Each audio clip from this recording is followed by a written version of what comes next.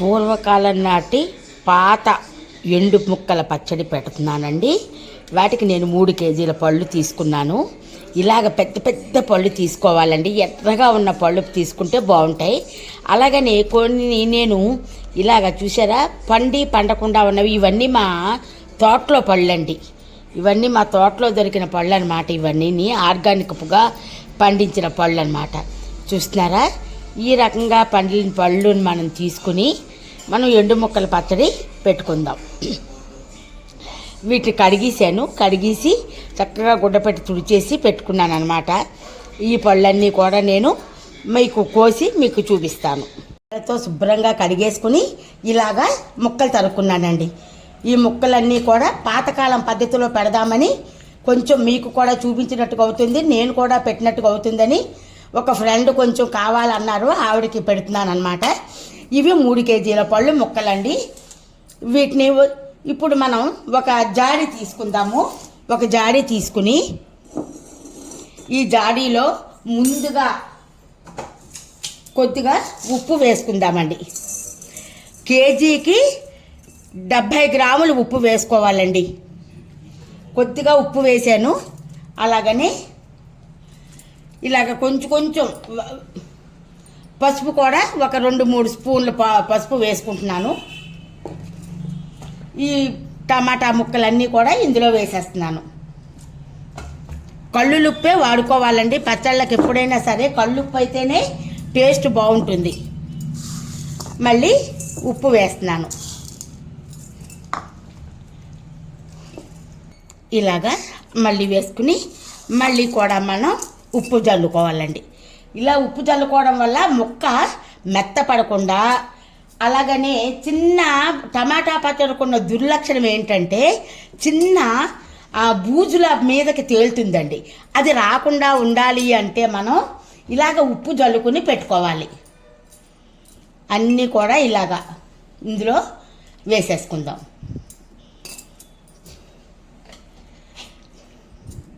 ఈ ముక్కలు ఇప్పుడు అన్ని ముక్కలు వేసాను. ముక్కలు కొయ్యగా వచ్చిన రసాన్ని కూడా ఇందులో నేను వేసేస్తున్నానండి. వేసేసి చక్కగా ఇలాగ నొక్కు పెట్టేసుకుందాం. నొక్కు పెట్టేసుకుని నేను కరెక్ట్ కొలతలతో మీకు చెప్తానండి. మీరు కరెక్ట్గా కొలతలు చూసుకుని మీరు కూడా ఇలా పెట్టండి. ఉప్పు మళ్ళీ మీదని జల్లేసుకుందాం. ఇది మళ్ళీ కలపొద్దండి, ఎందుకంటే ఇది ఇలా ఉంటే బూజు అన్నది మీదకి రాకుండా ఉండాలని. చూస్తున్నారా, ఇలాగ జల్లేసి ఉప్పు కలపొద్దండి. కలపకుండా ఇలాగ ఉంచేసుకోవాలి. ఇది 3వ రోజున తీసి మనం దీన్ని పిండి ఎండబెట్టుకోవాలి. అది కూడా మీకు చూపిస్తాను. పక్కా కొలతలతో చెప్తున్నానండి, మీరు ఇలాగే కరెక్ట్గా చేసుకోండి. ఇప్పుడు ఇది పూర్వకాలం నాటి జాడీ అండి, మా అమ్మగారిది అన్నమాట. ఇది మూత పగిలిపోతే ఇలాగ కర్ర మూత చేయించుకున్నారనమాట. ఇది ఇలా పెట్టేసేద్దాం. పెట్టేసి 3 రోజుల తర్వాత మళ్ళీ దీన్ని మీకు చూపిస్తాను. నీళ్లు తగలని చోట జాగ్రత్తగా పెట్టుకోవాలండి. నీళ్ళు అస్సలు పడకూడదు, ఎందుకంటే టమాటా పచ్చడి ఈజీగా పాడవుతుంది. అందుకని చాలా జాగ్రత్తగా మనం పెట్టుకోవాలి. 3వ రోజు కదా, టమాటా పచ్చడి ఎలా ఉందో చూద్దాము.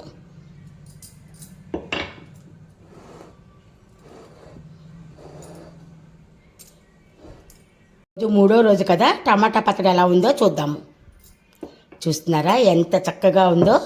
ఇలా ఉండాలి అంటే మనం ఇలాగే ఇది పెట్టుకోవాలన్నమాట. ఇప్పుడు దీన్ని 3వ రోజు కాబట్టి ఇది నీరు లేకుండా పిండేసుకోవాలి. నీరు అన్నది లేకుండా చక్కగా ఇలా పిండేసి ఒక పళ్ళెంలో వేసుకుందాం. చాలా గట్టిగా పిండాలండి, అంటే నీటి తడి లేకుండా పిండాలన్నమాట. అలాగా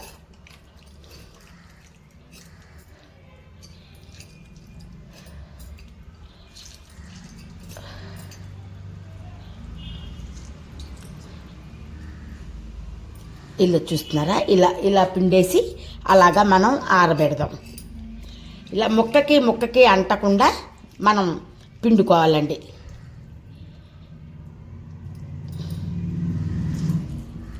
ఇలాగా అన్ని ముక్కలు కూడా మనం పిండేసుకుని ఎండబెట్టుకుందాం.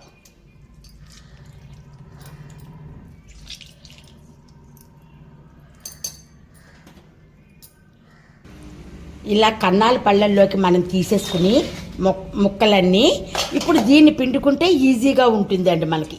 చూస్తున్నారా, ఇలా పిండుకున్నామనుకోండి మనకి ఈజీగా ఉంటుందన్నమాట, ఎక్కువ నీరు ఉండదు. అంటే మీకు సులభ పద్ధతి చెప్దామని మళ్ళీ ఇది ఇలాగ చేసి మీకు చూపిస్తున్నాను. ఇలాగా అంత చక్కగా ఈజీగా అయిపోతుందండి మనం ఇది చేసుకుంటే. ఇప్పుడు ఈ ఊటని ఇందులో పోసేసుకుందాం. ఈ బేసన్లో పోసుకుని ఎండబెట్టుకుందికి బాగా ఎండుతుంది కాబట్టి ఇది పక్కన పెట్టేసుకుందాం. చూస్తున్నారా, ఇలాగనమాట. ఇప్పుడు ఇది ఇలా పక్కన పెట్టుకుని ఇది ఒక బేసన్లోకి తీసాను కదండి ఈ ముక్కల్ని. ఇవి మనం రెండిట్లోకి పంచుదాం, ఎందుకంటే ఇవి బాగా ఎక్కువ అయిపోయాయి. ఇప్పుడు ఇవి ఎక్కువ దగ్గరసా అయిపోయాయి కదా అండి, అందుకని ఇంకో పళ్ళెల్లో వేసుకుందాం మనం.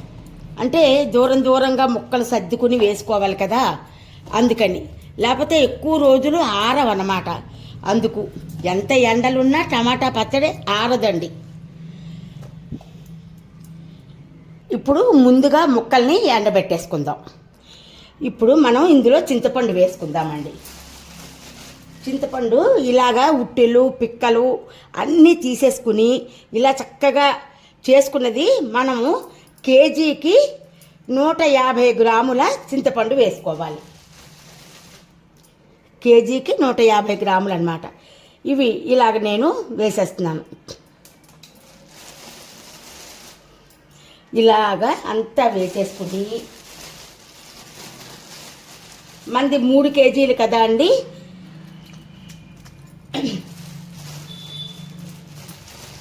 450 గ్రాములు వేస్తున్నాను.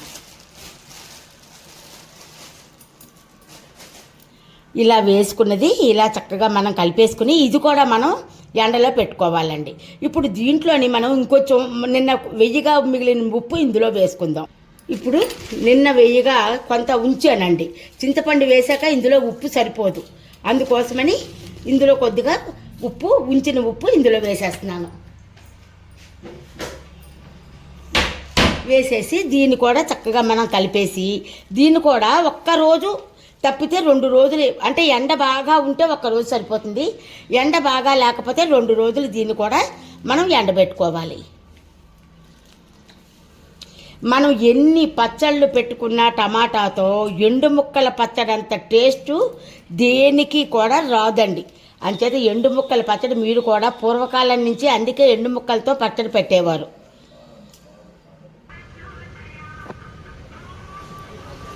చూస్తున్నారా, ఇలాగా ముక్కల్ని ఇలా ఎండబెట్టాను, అలాగని ఊటని ఇలా ఎండబెట్టుకున్నాను. ఇది ఎండాక మీకు పూర్తి వీడియో చూపిస్తాను.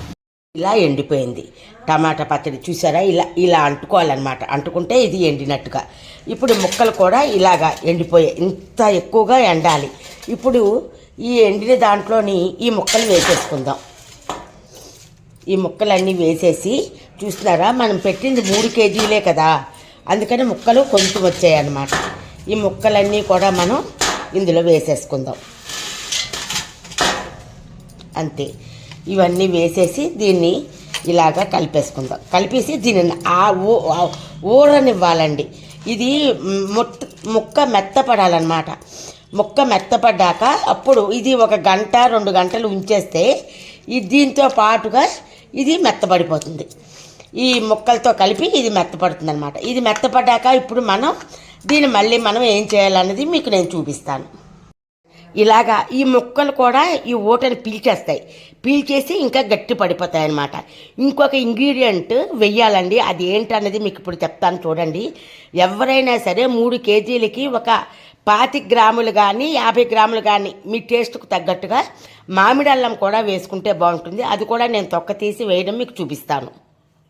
ఇలాగా నానపెట్టాం కదా, 1 గంట అయ్యింది. ఇప్పుడు ఒక మిక్సీలోకి మనం తీసుకుని, అంటే వెట్ గ్రైండర్లో అయినా వేసుకోవచ్చు లేదా రోట్లో అయినా రుబ్బుకోవచ్చు.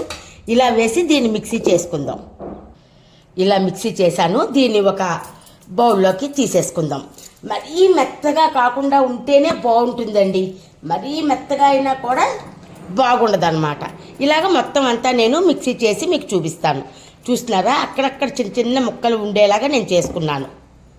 ఇవి అన్నంలో తింటూ ఉంటే సూపర్గా ఉంటాయండి, మధ్య మధ్యలో ముక్క తగులుతూను. ఇది మామిడి అల్లం అండి.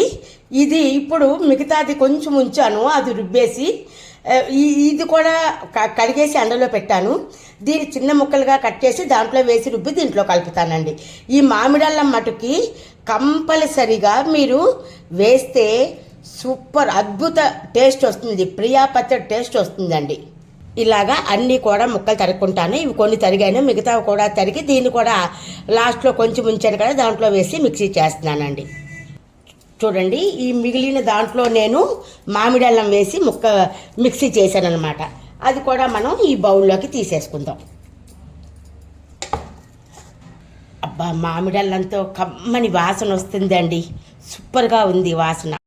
ఇది 3 కేజీల పచ్చడండి. 3 కేజీల టమాటాలు, అంటే కేజీకి కొంతమంది పావు కేజీ వేస్తారు, నేనైతే 100 గ్రాములు మాత్రమే వేసానండి. అలాగా 3 కేజీలు కదా ఇది, 100 గ్రాముల చొప్పున 300 గ్రాములు, అంటే ఇంకొంచెం ఎక్స్ట్రా వేశాను. 350 గ్రాములు చింతపండు వేశానండి. అలాగనే ఒక 50 గ్రాముల మీకు నేను చూపించాను కదా రుబ్బినప్పుడు, ఏంటిది మామిడి అల్లం వేశానండి. అలాగనే ఉప్పు 75 గ్రాములు వేశాను, కేజీకి 75 గ్రాముల చొప్పున వేశానండి. ఇకపోతే కారం కూడా మనం 100 గ్రాములు వేసుకోవాలి దీంట్లో. కారం అంటే కేజీకి 100 గ్రాములు, అంటే ఇవి 3 కేజీలు కాబట్టి 300 గ్రాముల కారం వేసుకోవాలి. ఆవకుండా మెంతకుండా మన ఇష్టం అంటే మన చేదు రాకుండా చూసుకుని వేసుకోవాలన్నమాట. ఇలాగ రుబ్బిన పచ్చడి మనం ఇప్పుడు కొంచెం ప్లేట్లోకి ఇంకొక బౌల్లోకి తీసుకుందాం. ఇంత ఒకసారి నేను తడిపెట్టనండి, కొంచెం పెట్టుకుంటాం అన్నమాట. ఎప్పుడైనా సడన్గా కొంచెం తీసి పెడతామన్నమాట. మా తోటలో కరివేపాకు తెచ్చాను, అంతా ఇలా దూచాను, మీకు చూపిద్దామని ఈ రబ్బ ఉంచాను అనమాట. ఇలాగా అంతా కూడా మనం దూచేసుకోవాలి. దూచుకుని మనం కరివేపాకు ఎంత తింటే అంత ఆరోగ్యం అండి. ఇప్పుడు మనం ఇంత పెద్దవి ఉంటే తినరు కదా, అందుకోసమని మనం ఏం చేద్దామంటే దీన్ని ఇలాగ కట్ చేసేసుకుందామండి. ఇలాగ చిన్న ముక్కల కింద కట్ చేసేసామనుకోండి, ఇవి కడిగేసి నేను ఆరబెట్టాను. ఇది ఇలాగ అంతా కూడా మనం చిన్న ముక్కల కింద కట్ చేసుకుంటే ఇవి క్యాన్సర్ మెయిన్ రానివ్వదండి. ఇంకా అనేక రకాలైన ఉపయోగాలు ఉన్నాయి దీనివల్ల. చూస్తారా, కరివేపాకుని ఇలాగంతా కూడా నేను చిన్న ముక్కలు చేసేసుకున్నాను. అంతా అంటే అక్కడక్కడ కొంచెం ఉండిపోయాయి, అంతేగాని అన్నీ ఇంచుమించుగా నేను చిన్న ముక్కలు చేసుకున్నాను. ఇప్పుడు ఇది మనం పోపులో వేసుకుంటాం. అలాగనే వెల్లుల్లిపాయలు, నూనె, పసుపు రాసి ఎండలో పెట్టానండి. అవన్నీ కూడా ఇలాగ ఒలిచేసాను. అవి ఈజీగా ఊడిపోతాయండి, చాలా ఈజీగా ఊడిపోతాయి. అయితే ఇందులో కొన్ని మాత్రమే నేను ఈ పచ్చట్లో వేస్తాను, మిగతా కొన్ని కొరివి కారం కూడా పోపు పెడతానండి, దాంట్లో వేస్తాను. ఇప్పుడు మొత్తం దీన్ని ఒకసారి కలిపేసుకుందాం. నిన్న మామిడి అల్లం అది వేసాం కదా, అదంతా కలిపి ఒక్కసారి కలిపేసి ఉంచేసాను నేను. ఎందుకంటే ముక్క బాగా ఊరుతుంది, బాగా కమ్మని వాసన వేస్తుందండి ఈ మామిడి అల్లం వాసన. ఇప్పుడు ఈ బేసన్లోకి నేను కొద్దిగా పోపు పెడతానండి, ఎక్కువ పోపు పెట్టను, కొంచెం పోపు పెడతాను. ఇది తీసుకున్నాను. ఈ మిగతాది మూత పెట్టి పక్కన పెట్టుకుని ఒక జాడీలో పెట్టుకుంటాను. ఇది చూస్తున్నారు కదా, ఇది ఇలా తీసాను. ఇప్పుడు మీకు మిగతా ప్రాసెస్ చూపిస్తాను. ఇప్పుడు ఇందులోని ఒక చూస్తున్నారా 3 మ్యాంగో కారం వాడతానండి నేను, పచ్చళ్ళ కారం. కాకపోతే ఈసారి మాత్రం నేను ఆవకాయలకి కారం తెప్పించి మిరపకాయలు తెప్పించి పొడి చేసుకుంటాను. చూస్తున్నారా, కారం ఒక 3 స్పూన్లు వేశాను. ఇకపోతే ఇది ఇప్పుడు ఆవాలు మెంతులు పొడి కొట్టుకున్నాం కదా, అది కూడా ఒక 2 స్పూన్లు వేస్తున్నానండి. పెద్ద స్పూన్లు, చిన్న స్పూన్లు కాదండి, పెద్ద స్పూన్లు వేస్తున్నాను. వేసి దీన్ని కలిపేసుకుందాం. ఇప్పుడు దీన్ని మనం చక్కగా కలిపేసుకుందామండి.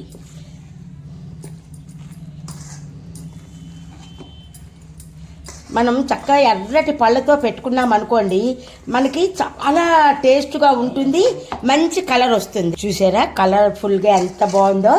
ఎప్పుడైనా ఎండు ముక్కల పచ్చడికున్న టేస్ట్ మామూలు ముక్కల పచ్చడికి మనం ఏ రకంగా పెట్టినా ఈ టేస్ట్ రాదండి. ఇప్పుడు మనం పోపు పెట్టుకుందాం. ఇది మూకుడు పెట్టుకున్నాం.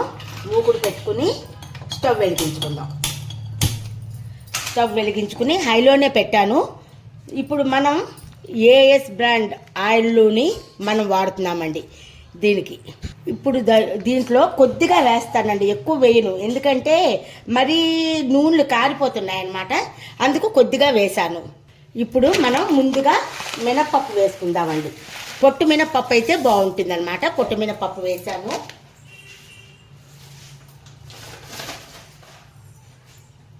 తర్వాత 2 స్పూన్ల ఆవాలు వేస్తున్నానండి. దీంట్లో ఏవైనా సరే పుల్లపుల్లగా తగిలి ఊరితే బాగుంటాయి, అందుకని వేస్తున్నాను. కొద్దిగా జీలకర్ర, ఎక్కువ వేయలేదండి, కొద్దిగా వేశాను. అలాగనే ఎండుమిరపకాయలు, వీటిని చక్కగా దోరగా వేయించుకోవాలి. చూస్తున్నారా, ఈ రకంగా ఇలాగా ఇంకా చక్కగా ఎర్రగా వేయించుకోవాలి. నేను శనగపప్పు వేయనండి, శనగపప్పు ఇందులో బాగుండదు అసలు. మనం నిలవ పచ్చళ్ళలో వేట్లోని శనగపప్పు వేసుకోకూడదు. ఇవి 90% వేగాక అప్పుడు మనం వెల్లుల్లిపాయలు వేయాలి. ఇంకో చూసారా, దీన్ని నేను ఇప్పుడు ఇంకొంచెం వేశాను, ఇది గుండ చేస్తాను. ఇప్పుడు చూసారా, ఇలా వేగాలి. ఇలా వేగాక మనం ఇందులో వెల్లుల్లిపాయలు వేసేసుకుందాం. ఎంత ఎక్కువ వేసుకుంటే అంత ఊరి టేస్ట్ బాగుంటాయండి. ఈ టైంలోనే మనం కట్ చేసి పెట్టుకున్న కరివేపాకు కూడా వేసేస్తున్నానండి. ఇది చక్కగా మురముర అయిపోయినట్టుగా వేచాలన్నమాట. వేచితే మనం పచ్చడి కలిపినప్పుడు చక్కగా అందులో కలిసిపోతుంది. పొడి చేసిన ఇంగువ ఇందులో వేసేసుకుందాం. చూస్తున్నారా, ఇది ఇలా వేసేస్తున్నాను. ఇప్పుడు చూస్తున్నారా, ఈ రకంగా అన్నీ వేగాక ఇంతకన్నా ఎక్కువగా వెల్లుల్లిపాయలు వేచకూడదండి. ఒకవేళ మనం వేచామనుకోండి, గమ్ముని ఇవి ఎండిపోయినట్టుగా అయిపోయి మనం పచ్చడి అయిపోతుంది, కానీ ఇవి ఊరవన్నమాట. అందుకోసమని చూడండి, పొడి ఇది ఇలా ముట్టుకుంటే మనకి కరివేపాకు విరిగిపోతుంది అనమాట. ఈ టైంలో ఇది చల్లారాక మనం ఈ పచ్చడిలో చల్లారాక పచ్చడిలో వేద్దాం. ఇది చల్లారాక మీకు మళ్ళీ నేను చూపిస్తాను. ఇది చల్లారాక ఎందుకు వేయాలంటే, వేడిది వేస్తే కారం నల్లగా అయిపోతుంది, అందుకు చల్లగా అయ్యాక వెయ్యాలి. ఇంకా చల్లారాలి, చల్లారాక చూపిస్తా. ఇప్పుడు చల్లారిన ఈ పోపుని ఇందులో వేసేస్తున్నానండి. వేసేసి మనం చక్కగా కలిపేసుకుందాం. ఆహా, ఎంత కమ్మని వాసన వస్తుందోనండి, సూపర్ అన్నమాట, సూపర్గా ఉంది. చక్కగా